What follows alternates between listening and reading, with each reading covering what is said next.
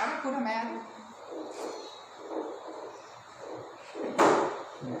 आप सभी को नमस्कार। मैं श्रीमती श्वेता जायसवाल, सहायक प्राध्यापक भौतिक शास्त्र, शासकीय मदन लाल शुक्ल महाविद्यालय सीपत से।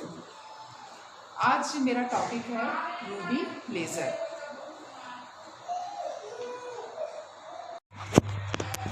ये रूबी लेजर का कंस्ट्रक्शन दिख रहा है। इस पर यह देखिए, यह रूबी की छड़ है। कृत्रिम रूबी लिया है हमने, आर्टिफिशियल रूबी, जो कि एल्युमिनियम डाइऑक्साइड का क्रिस्टल है। इस पर क्रोमियम ऑक्साइड की अशुद्धि मिली हुई है। इसका एक सिरे पर हमने सिल्वर का लेयर चढ़ा दिया है। सिल्वर की लेयर चढ़ाने से क्या हुआ, यह जो सिरा है वह पूर्ण परावर्तक का काम करता है और दूसरा सिरा जो है वह अंशतः परावर्तक का कार्य कर रहा है। इस छड़ को हमने कांच की एक, ये देखिए, सिलेंडर शेप की एक वैक्यूम ट्यूब ली हुई है, ठीक। और ये इस वैक्यूम ट्यूब पर हमने विसर्जन नली का क्या, ये देखिए वायर जो दिख रहा है उसकी लेयरिंग की हुई है। यह जो लेयर है वह जिनॉन की बनी हुई है और इसका संबंध हमने पावर सप्लाई से किया हुआ है। तो इस प्रकार हमारा रूबी लेजर का जो कंस्ट्रक्शन है वह कंप्लीट हुआ। उसके बाद हम इसका फंक्शन देखेंगे कि हमारा जो रूबी लेजर है वह कैसे फंक्शन करता है। तो इसको स्टार्ट करने से पहले मैं 2-3 टर्मिनोलॉजी आपको बताना चाहूँगी जो कि इसमें यूज हुआ है। पहला तो है उत्तेजित अवस्था या फिर एक्साइटेड स्टेट किसे कहते हैं। तो जब कोई कण ग्राउंड स्टेट पे होता है और उसे बाह्य रूप से हम एनर्जी दे रहे हैं तो एनर्जी को अब्जॉर्ब करके अपर लेवल पर चला जाता है, जिस स्टेट को हम कहते हैं उत्तेजित अवस्था या एक्साइटेड स्टेट। सेकेंड टर्मिनोलॉजी है मित स्थायी अवस्था या मेटास्टेबल स्टेट। यह एक ऐसी अवस्था है जिसमें जो हमारा कण है अपेक्षाकृत मतलब उत्तेजित अवस्था से कुछ ज़्यादा समय के लिए रहता है। जैसे मेटास्टेबल स्टेट में कोई भी कण हमारा 10⁻³ सेकेंड तक रह सकता है, जबकि एक्साइटेड स्टेट में कोई भी पार्टिकल 10⁻⁸ सेकेंड तक ही रह सकता है। उसके बाद एक टर्मिनोलॉजी यूज होती है पॉपुलेशन इन्वर्सन या फिर समष्टि विक्रमण। तो वह अवस्था जिसमें कण उत्तेजित अवस्था या फिर मित स्थायी अवस्था में अधिक होती है, जबकि ग्राउंड स्टेट या फिर मूल अवस्था में कणों की संख्या कम होती है। नहीं, उल्टा लग रहा है ना कि यहाँ तो कणों की संख्या ज्यादा होनी चाहिए मूल अवस्था में, बट हमको एक ऐसा स्टेट मिलेगा कि जहाँ पर ग्राउंड स्टेट में कणों की संख्या कम होगी और अपर लेवल में कणों की संख्या अधिक होगी। उसे ही हम क्या कहते हैं, पॉपुलेशन इन्वर्सन। तो चलिए अब हम अपना इसका पूरा फंक्शन देखते हैं।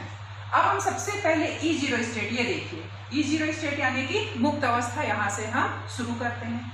यहाँ पर हमारा पार्टिकल है, कौन सा पार्टिकल है, रूबी क्रिस्टल, जो कि एल्युमिनियम डाइऑक्साइड का है और इस पर क्रोमियम ऑक्साइड की लेयर चढ़ी हुई है। तो जो क्रोमियम के कण हैं, ठीक। अब हम यहाँ पे देखिए पावर सोर्स है हमारा, हमने ऑन कर दिया।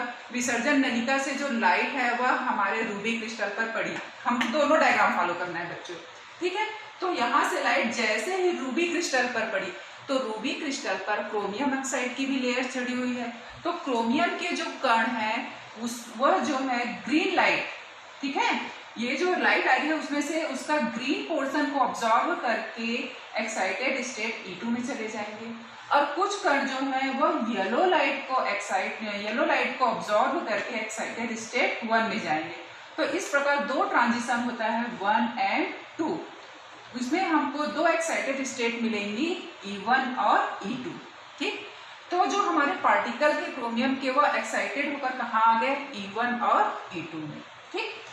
चूंकि ये स्टेट कौन सी स्टेट है, एक्साइटेड स्टेट। और मैंने आपको बताया कि एक्साइटेड स्टेट में हमारे जो पार्टिकल है 10⁻⁸ सेकेंड तक ही रह सकते हैं। उसके बाद ये जो पार्टिकल है वह जंप करके, ये वाली स्टेट देखिए जो E1 के जस्ट नीचे है, ये M है, M भार मेटास्टेबल स्टेट, यहाँ पर आ जाते हैं। E2 जो है वो 3 नंबर का ट्रांजिशन करता है और E1 लेवल का जो पार्टिकल है वो 4 नंबर का ट्रांजिशन करके मेटास्टेबल स्टेट M में आ जाता है। तो इस प्रकार देखिए यह जो प्रोसेस है, यह जो साइकिल ऐसे चलेगा। यहाँ पे पार्टिकल एक्साइटेड हो गए, E1 और E2 स्टेट में आया, उसके बाद फिर वह एनर्जी रिलीज करके, थोड़ी सी एनर्जी रिलीज करके मेटास्टेबल स्टेट M में आता है। तो ऐसा जो प्रोसेस है वह कंटिन्यू चलता है, फलतः एक ऐसा स्टेट हमको मिलेगा जहाँ पर ग्राउंड लेवल में पार्टिकल्स की संख्या बहुत कम होती है और मेटा स्टेबल स्टेट में अधिक होती है। तो ये कौन सी कंडीशन आ गई? Population inversion. तो यह कौन सी अवस्था हम मिली हमको? समष्टि विक्रमण। इस अवस्था में देखिए अब ये बहुत इंपॉर्टेंट है हमारा शुरू हो रहा है। जैसे ये देखिए मेटा स्टेबल स्टेट में हमारा पार्टिकल कितने समय तक रह सकता है? 10⁻³ सेकेंड में। तो आफ्टर 10⁻³ सेकेंड में हमारा पार्टिकल जो है वह लाल रंग का फोटॉन रिलीज करके ग्राउंड स्टेट में आएगा। और ये पूरा प्रोसेस कहाँ हो रहा है? ये देखिए ये वैक्यूम ट्यूब में हो रहा है, ठीक है। अब यहाँ पर देखिए जैसे ही यह फोटॉन रिलीज कर रहा है तो वह क्षण से क्या होगा? मतलब ये प्रोसेस क्या है? चल रही है। जैसे ही वह फोटॉन को रिलीज किया है वहां पर ये हमारी क्षण से क्या करेगा? टकराएगा, कुछ क्षण से टकराएंगे। टकराने के बाद फिर क्या होंगे? रिफ्लेक्ट होंगे, परावर्तन की क्रिया होगी। इस प्रकार यह क्रिया चलती रहेगी और इसके फलस्वरूप वह जो ग्राउंड स्टेट के किसी फोटॉन से क्या होगा? टकराएगा। और यहाँ पर बहुत ही इंपॉर्टेंट कौन सी घटना घटेगी? उद्दीप्त उत्सर्जन की।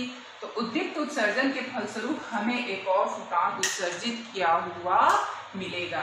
इस प्रकार यह प्रोसेस जो है वह कंटिन्यू चलेगी और हमें लेजर पुंज या फिर लेजर किरणें प्राप्त होती हैं। तो इस प्रकार हमारा रूबी लेजर का पूरा कंस्ट्रक्शन कंप्लीट होता है।